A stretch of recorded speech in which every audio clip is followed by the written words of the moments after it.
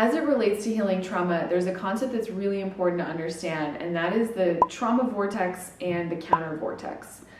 The trauma vortex is like a descending spiral. It's all of the issues in the tissues, the compaction, the density, the nervous system responses that we haven't completed.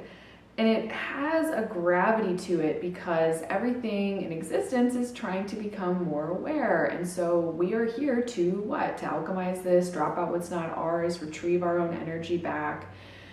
So it's pulling us in for that so that we can come back to that unity. But it becomes learned over time, and we just continuously get sucked into this. And without the counter vortex having its own gravity, a lot of times this is what's missing. Without that, right, we'll just get continuously sucked into that trauma vortex. So the counter vortex is our islands of safety, it's our containment and our capacity.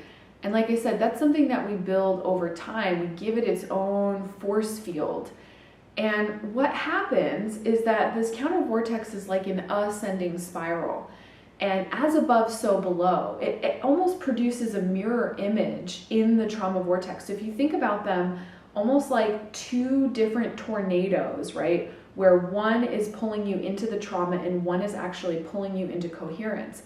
Every bit of coherence that we build for ourselves extends the same amount down into our capacity to retrieve ourselves.